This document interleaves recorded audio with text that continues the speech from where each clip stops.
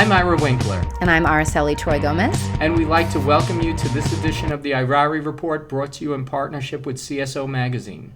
Today we're really excited to bring you our guest, presidential candidate John McAfee. John McAfee has an incredibly interesting past that many of you who are normal viewers would know. Again, he has a very colorful background, to put it mildly. He founded McAfee software, which was sold for more than, which is now valued at like $7 billion. Currently has Intel Security. And he is going to talk to you today about his platforms, which are incredibly unique, and a variety of other things, including his background. He gave us no limitations as far as what we could talk to him about, and that's what you're going to see today. So with that, we will take it over to John McAfee. What are the goals of the Cyber Party? Because that's one thing that you're kind of being known for. What are the articles? You mean our platform? Yeah, what is the platform of the Cyber Party? Okay, number one, our top concerns are privacy, freedom, and technology. We believe that the government is currently dysfunctional in a number of areas. The Chinese have virtually declared cyberwar on us, and for example, the Office of Program Management hack earlier this year that took 14 million records of every employee that the U.S. government has had for over 35 years, including all the top secret files. And those many of those were embedded agents in foreign countries. No greater coup of espionage has ever been pulled off in the history of humanity. And yet we just sort of shrugged it off as a government.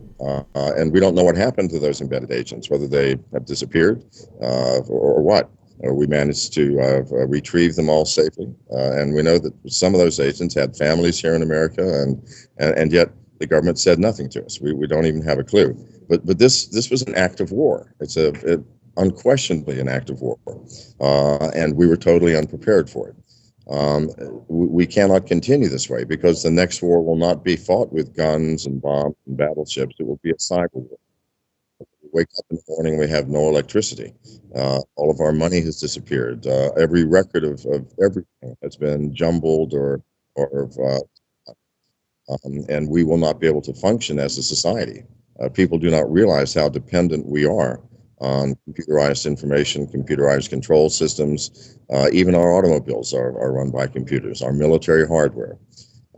So we have to fix this. We have to come into the modern age. Among the other candidates, Hillary Clinton believes that wiping a disk is taking a damp cloth and wiping a computer. Donald Trump is proud of the fact that he has never sent an email. Well, that's nothing to be proud of. That's frightening to me. In China, for example, or even in Russia, you cannot get to be a top leader without also being computer literate, and many times a computer programmer. Certainly the leaders in China have all programmed computers because they understand that cyber technology is the glue that holds this world together. So technology is definitely one of our issues. We also believe that the government is way too large. The executive department, not counting Defense Department employees, not counting the Army, Air Force, or anything else, just civilian employees is 2.6 million. The Transportation Security Administration employs 50,000 people, and everyone knows that it is completely non-functional. It has done nothing. The air marshals managed to get hand grenades and guns and all kinds of things through TSA. It simply does not work. We would be far better served by having air marshals on the airplanes. I would feel much better knowing there were armed U.S. agents on the aircraft. Had we had that during 9/11, we would not have had the 9/11.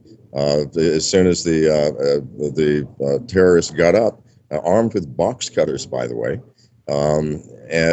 they would have been dispatched and we'd have had no problem. So let's assume we disbanded the TSA. We would save $8 billion.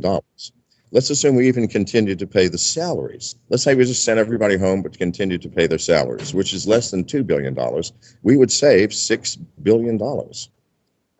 There are so many departments within the government that are non-functional. The Department of Indian Affairs, 8,000 employees, and no Native American wants or likes the Department of Indian Affairs. It has interfered with the native culture.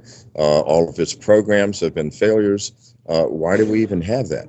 And their budget is $2.4 billion, but yet the salaries are less than $500 million. If we sent them home, paid their salaries, we would save another $1.4 billion. So or $1.9 billion. The government is too large. It needs to be minimized. The Food and Drug Administration is one of the most horrific of our agencies, keeping possibly life-saving drugs out of the hands of the terminally ill for their protection. Please get real. If you're dying, do you really have much to risk? I don't think so. And we are insane in ways. The TSA, for example, tells us that they are protecting us. Do you feel protected when you're standing in line without your shoes, your belt, your hands in the air getting ready to be patted down, and your belongings are being closely scrutinized? Do you feel protected? I don't. I feel like I'm entering prison. I feel like the enemy. And if you feel like the enemy, maybe you are the enemy. So, go ahead. So you touched on a lot of very hot button topics there. I think some of them are particularly meaningful to Ira and myself. I want to take you back to just one in no order of priority, but you talked about China and the influence, I guess the diverging influences we have as two foreign nations to one another. How do you feel about the China treaty that was recently signed, for starters? Well, let me tell you, let's make it more broad. Why, first of all, are we even concerned about the internal affairs of any foreign nation? We have played world policeman for 50 years, and we are universally hated. Something far more important to me is terrorism. And we're trying to fight terrorism while we are simultaneously interfering in the foreign affairs of the country, which is fostering the terrorism. Well, please get real. People do not hate us for no reason. If we do not interfere, then what reason would they have to come and prevent us from interfering? We need to look at what's happening here at home. We are $18 trillion in debt. And we're considering giving money and lending money. In the real world, if your bank account is empty and a friend comes to you and says, loan me $20, how do you do it? Well, you can't. You say, I'm sorry, I don't have it. But our government, even though it does not have it, says, yeah, sure, we'll print some more money. When it does that, who is it stealing from? From you, from every American worker. Every dollar that you have earned is devalued by the printing of more money. Well, that's theft. It really is. The government is stealing from the American people in order to continue to help other people out. Well, that makes no sense. None whatsoever. If you have no money, I'm sorry, that was a fly on my If you have no money, you can't spend it. That's the real world. And we all know that. But the government is living in a fantasy world, a world of wishes and dreams and desires that really can't be fulfilled. And they still fulfill them in that fantasy world by creating something that does not exist. That's insane, and we can no longer do that. I'm very sorry. So, one of the other things I'm going to do is we're not going to spend money we don't have. And that means we're going to have to spend more time at home and less time worrying about what's happening abroad, for at least for a while. And let the affairs of other countries sort themselves out. We're not policemen. They didn't ask us to police the world. We police the world in order to spread democracy. Well, let's spread some democracy here at home. Let's take care of the American people. Government started out as a service organization. It serves the people. It's turned into an organization of power. In the Declaration of Independence, which was the founding document of this country, it states that governments are created to serve people. When they no longer do so, the people have the right to alter it or even abolish it. Now, if I stood on a street corner with a megaphone and said, we have the right to abolish our government, I would be arrested as a traitor. You know this for a fact. And yet all I'm doing is quoting from the Declaration of Independence.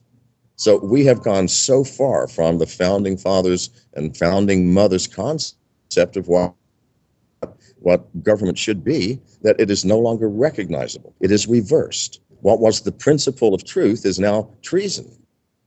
Well, don't you see the insanity in that? The Department of Homeland Security and the NSA say, we want you to open up your most private life to us so that we can analyze it, so that we can assure you that you are not the enemy we are protecting you from. That's really what's happening. Well, can't you see the insanity?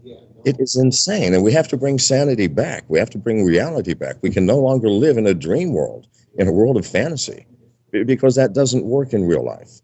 People who live in a fantasy in real life eventually end up at the bottom of the heap in tragedy and disrepair. And that is what's happening to America, and I don't like that. You know, I'm 7 years old, and I lived through the 50s when we had Dwight Eisenhower, who was not a particularly great president, I'm sorry, but he was certainly the last president who was trying to serve the people. He didn't even want to be president. He had just come back from a war where he had control over nuclear bombs and battleships. Do you think he had more power sitting behind that desk? No, he didn't want it. They pushed him into it, and he took that role, and he did the best that he could. Well, that was a great time for America, a time of hopes and dreams, and everything was possible. Well, tell me what's possible now. We are constrained. We are spied upon. New business ventures are disenfranchised by the paperwork and monumental laws. There are so many laws that have been passed by Congress since the founding of this country that it would take 600 years for the average person to reading 24 hours a day. That's insane. How can you obey and adhere to laws that it takes you 600 years to read? And we only live 70, 80, or 90. It's bizarre. Well, so you've answered a question, but you didn't answer a question. So I wanted to ask you, because with regard to China, which you brought it up saying, why are we concerned? Because frankly, I'd encourage you, Ari and I put up, we give opinion pieces, and the latest one we put up went up last night, called Leave China Alone.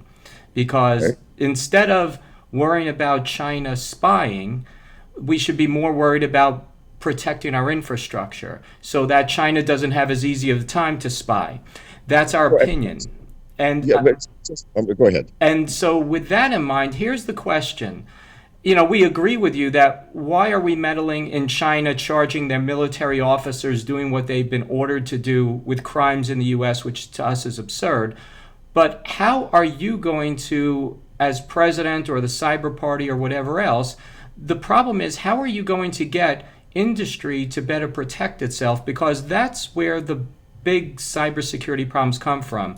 The infrastructure is controlled by private industry. Everybody wants voluntary. Because knowing your background, because we've done our research, I am assuming you don't want the government to dictate to people how they should do things in their businesses and stuff. However, self-regulation has not worked with regard to companies, especially critical infrastructure companies, protecting themselves, which is why we're resorting to telling China, don't hack us. How are you going to, what policies are you going to create as president or the Cyber Party promote so that we don't have a bunch of sitting ducks, either as a government or as private companies? Okay. First and foremost, China is at war with us, whether we like it or not. They have not declared it, but they are at war. Now, we are naive in asking China not to attack us. I mean, in World War II, if Britain had simply called, Churchill had called Hitler and said, oh, I have an idea, why don't you not attack us? And Hitler goes, okay, that's fine. Do you think that would have worked? That's the same insanity here. You can't just ask China not to attack us when their goal is world domination. And we are in their way. So to sit there and negotiate as if in good faith, China's going to go, oh, okay, you don't want us to do anything to you. Okay, that's fine. We'll sign a treaty saying we're not going to do that. Do you see the insanity? Please. They have declared war. And they are preparing for the next step, which is not just gathering information and spying, but using that information to bring us down. Now, the government, you say the private industry is the problem, and it is a problem, but the government is the first problem. I mean, we have military weapons that are controlled. by computers, all of them, certainly all of the important ones. And they were designed back in the 1980s, and they're just now reaching light. I worked on a program when I was at Lockheed in 1985, 86, and 87 on the new F-22 fighter plane that's just been announced. That's all computer controlled. When it was designed, we didn't even know what the word hacking meant. There was no such thing. So those issues were a non-issue. We just wanted to make sure that the computer could control a plane going at doing 20 Gs in a turn. And we did that very well. But you see the risk that we have created by that. It has been proven. Wired magazine a month and a half ago did a story on the Jeep automobile where two hackers got into the automobile through the internet and drove it off the road while the driver was frantically trying to regain control. Well, the driver had no control because the hackers had control of the control system computer. The same thing in all of our fighter planes, and all of our bombers, and all of our ships, and all of our missiles even. So you think it's just industry? No, it is the government. Because what would happen if those weapons were turned against us? What happens when China goes into the Tennessee Valley Authority and shuts down the electricity to the entire East Coast, which is a cooperative effort with the government? We have to fix the government. We have to fix the people who control the military hardware and much of the really critical infrastructure.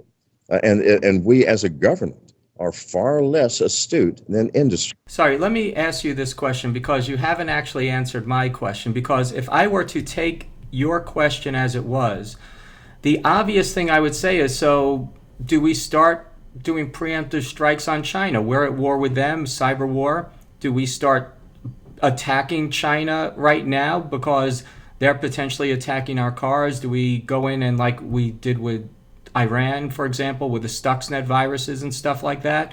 Is that what you're implying? Because that's the analogy of warfare. So I'm trying to find out, is that what you're saying? Because what I've heard is a lot of legitimate concern. I haven't heard of, what we actually do besides to realize there is a problem.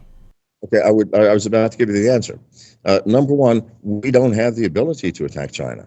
China is so advanced in cyber science and cyber security. There's no way we could get into China. They hide behind a network of satellites that they have taken control of. So the first thing we have to do is we have to bring technology into the government. How can we possibly declare war on someone and actually do something when we don't even have the technology to do that? Sure, we could send a missile over there, but we can't do anything from a cyber standpoint. We need cybersecurity first and foremost, so China cannot get into our systems. And then perhaps look at cyber warfare tools, things that we can do that if we are attacked, we can attack back. But we are absolutely illiterate as a government. So my intent, first order of business, is to change that, at least in the executive branch, by bringing into the executive branch the technology that's needed. One of my technical advisors is Chris Roberts, the gentleman who hacked into the United Airlines plane. Now, there's no one, and he's a really good friend of mine, and he's a white hat hacker, and he did what he had to do. He had gone to Boeing, he had gone to United Airlines, and he had said, look, people can hack into your plane. And he's also proved that you can do it remotely over the internet and take control of an airplane.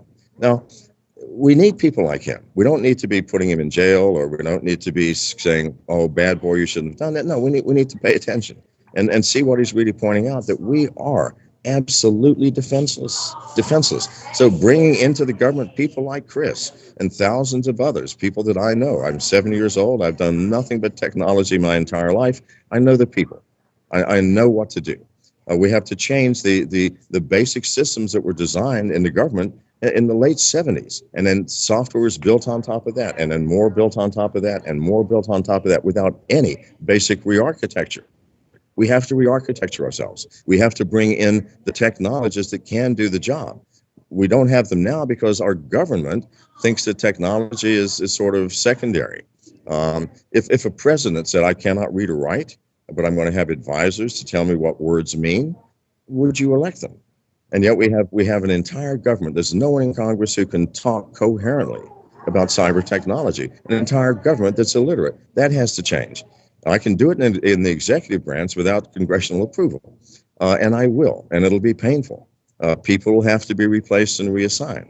But it has to be done, and it has to be done quickly. I know how to do this. I have run tech companies. I've been in tech my entire life. So that's the first and foremost step. And unless that is done, then nothing can be done. Secondly, we've got to look at the absolute nightmare of the governmental systems, the control systems, the administrative systems, and get into them, take them apart, and replace them if necessary.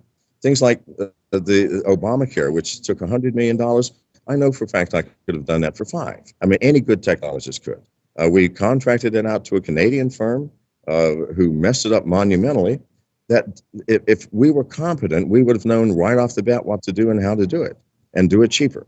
So we have to, my first order of business is to replace the aging systems that we have with something that's up to date, that has cybersecurity, which is my field, and can provide some sense of a barrier of entry for countries like China and Russia and others.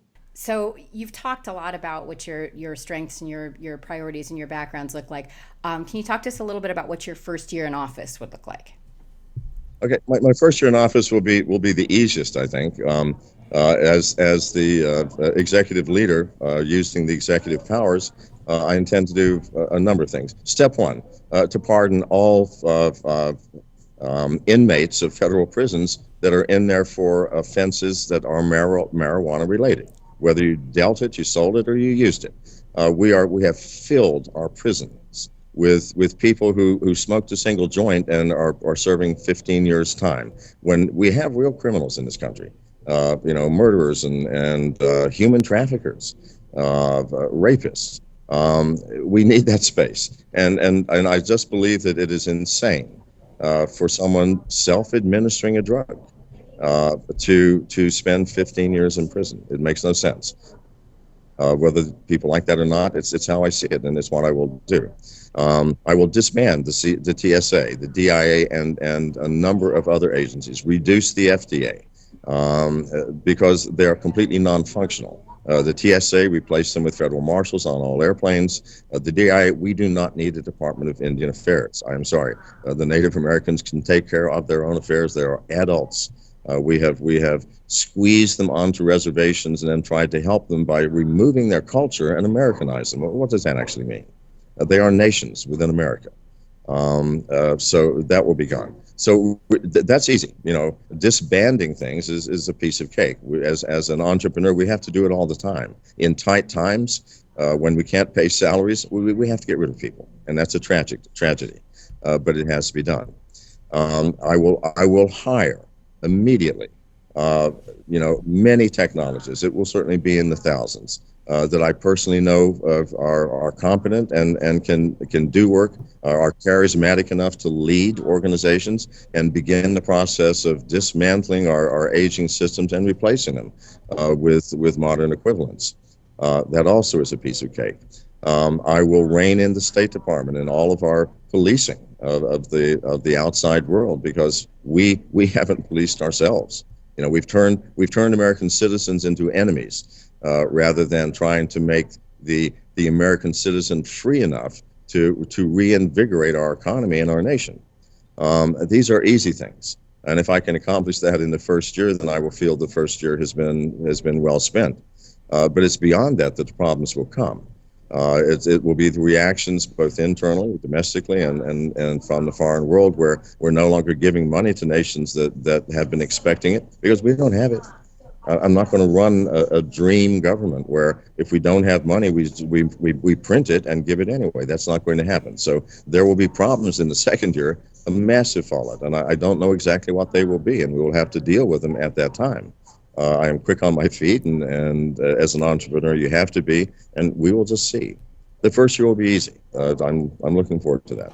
Okay, so let me ask a more critical question, because you actually touched upon something that in the security field, because you mentioned Chris Roberts, for example.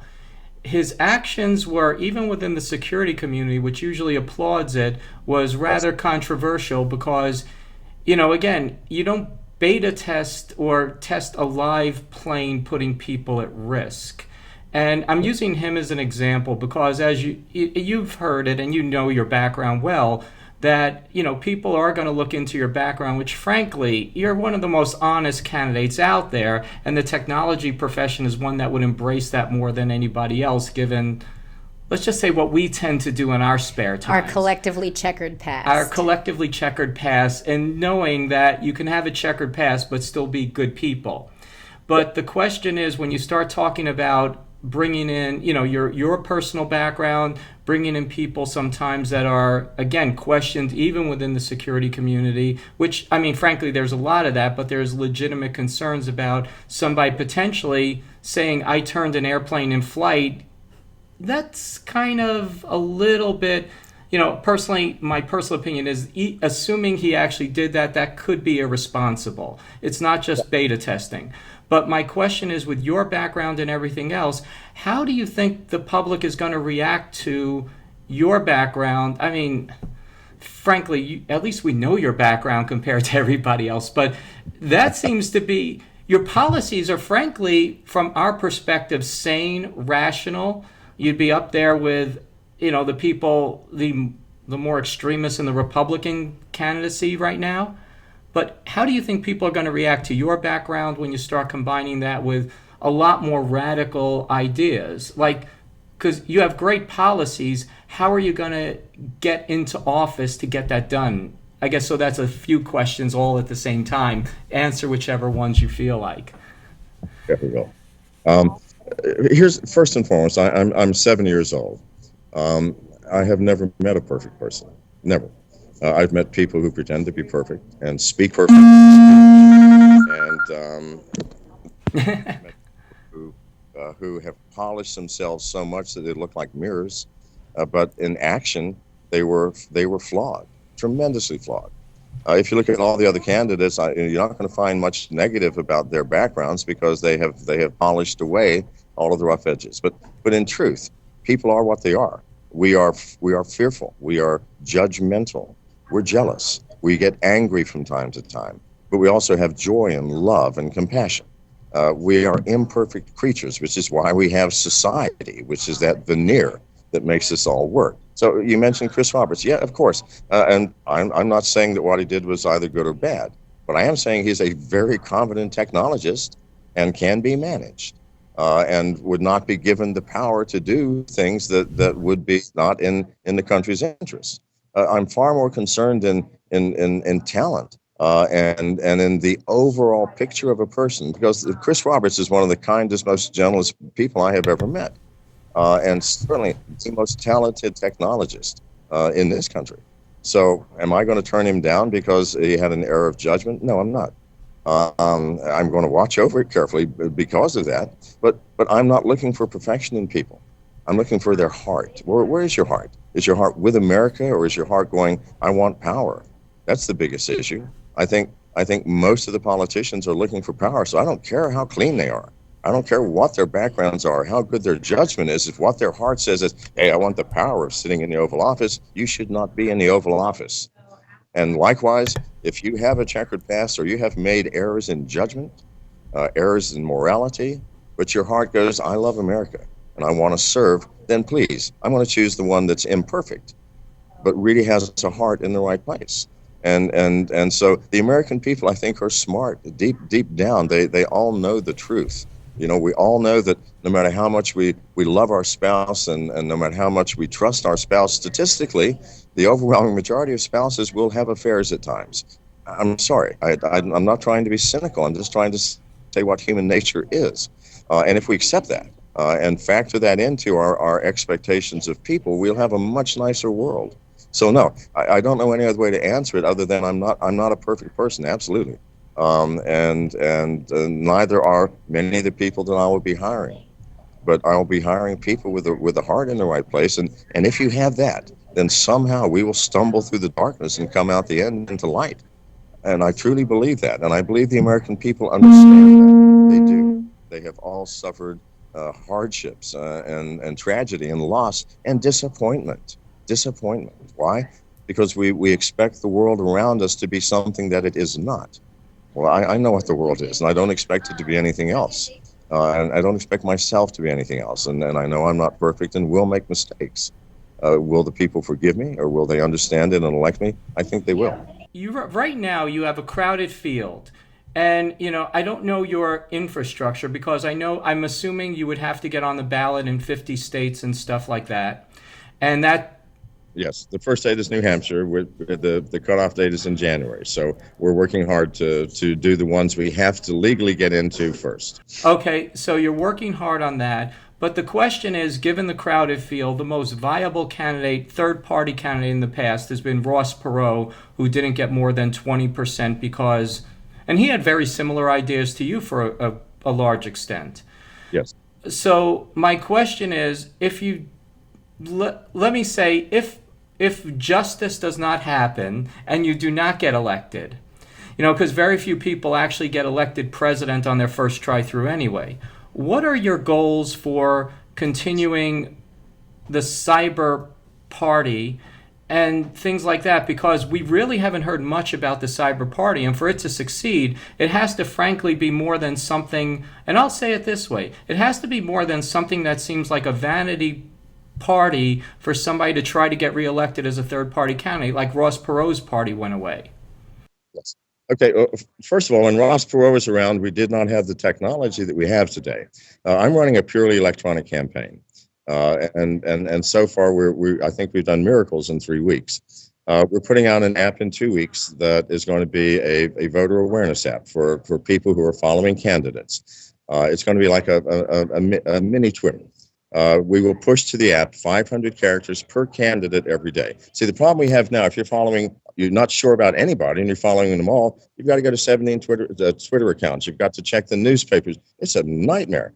So what we're doing is we're trying to partner with the other candidates and allow them every day to give us 500 characters of something the candidate wants to say to the American voters, like what they feel about the thing that Obama just did, or what's happening with the news, or whatever. Anything you want to say. If you want to say anything, we'll just put no comment, and we'll do the same thing with ourselves. We're not doing anything partial.